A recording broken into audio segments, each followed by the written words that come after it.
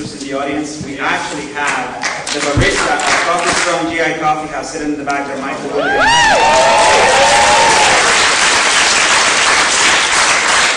It's a true honor and privilege to be here and to be closing this amazing panel. Although I have to say that many of the essential ideas that we're here to discuss have already been discussed. So let's just concentrate on reiterating some of those amazing ideas. I guess I'll just concentrate mostly on this amazing time that we're all living in.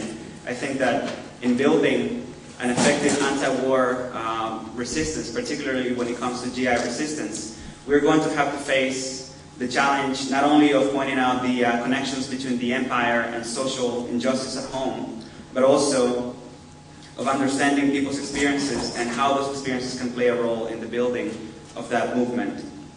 Well, I've been traveling for some time now with this book tour, the Resistant Empire book tour, which has been an amazing tool to connect the student anti-war movement to GI resistance. Just about every stop has been organized by student groups that are working alongside members of Iraq Veterans Against the War.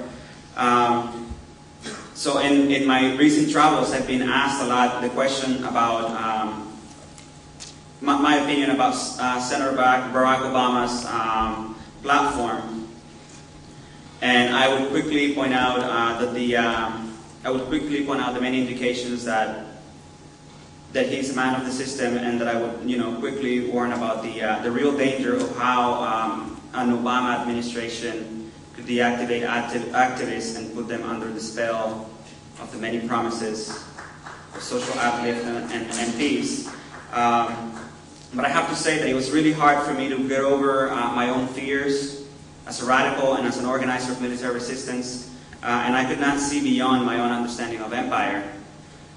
On election night, things changed. A few hours before McCain's concession speech, I saw on one of the many channels covering the election an African-American commentator give his impressions about what was unfolding before the eyes of the entire world.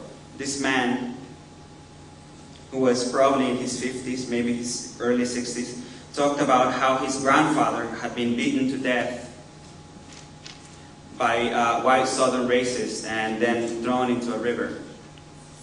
I imagine he had a hard time holding back the tears as he explained that only until a few months ago, never in his life would he have expected that electing an African American into the White House was a real possibility.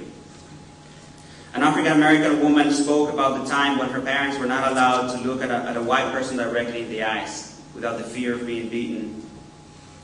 The enormity of the moment hit me like a train at that moment. An African American is being elected president of the United States. This is a very beautiful moment in history to be alive. So going back to building an effective anti-war movement, the words of Howard Zinn come to mind on his commentary for the Socialist Worker election issue. He confessed to be excited about Senator Obama's victory. I too want to confess being excited about Barack Obama being the President-elect of the United States. This is not a time only to be thinking about how to organize around people's disenchantment. We share the people's pain and the sadness of living under an oppressive, profit-driven capitalist system. Let's also truly share the people's joy of change, the promise of hope. That hope was not created in a vacuum. It comes from the very real, painful memories of racism and hatred. It comes from the ancestral pain of slavery. An effective movement has to be honest. We cannot view this turning point in world history with a defeatist attitude, waiting for the dream to end so we can say, I told you so. We really are at the gates to a new world of exciting opportunities. Barack Obama won the election because he had massive support from Latinos, African Americans, and working class people. He was accused of, God forbid, being a socialist. He was accused of being a Muslim, and like Jesse pointed out, thank God for Senator, McCain, who said, no, he's not. He's actually, a good citizen and a good family man.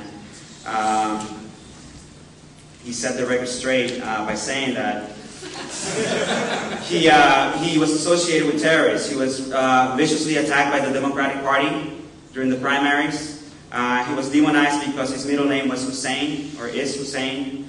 people still voted for him. That's right. In spite of all the racist attacks, people elected him to the White House and took the streets by the millions to celebrate his victory, and that's amazing. This should give us the measure of the change that is possible today, not because of Senator or President-elect Obama himself, but because of people, and because people are ready for that change because they are committed to it. During the Resistant Empire book tour, which is now in its third week for me, people have often asked me what I think about the future under an Obama administration. I've answered the question with fear of being booed and of being rejected by his die-hard supporters. And to my surprise, I have to say that people have actually been not only receptive, but also in agreement with the idea that change will not come from the top, but from the grassroots. The vast majority of the people I've encountered, Obama supporters, understand the need to continue organizing.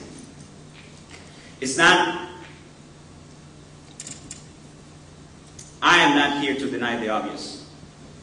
The anti-war rhetoric and the promise of peace ring hollow as we see the appointment of a big-time Zionist and warmongering like Rahm Emanuel to the Chief of Staff position. When we hear of his promises of social uplift as he approves the bailout of banks and contemplates rescuing the auto industry, the kind of social change he promises can never take place alongside the same fiscal indiscipline and irresponsibility that led to millions of foreclosures and to the loss of over 10 million jobs in America. The promise of justice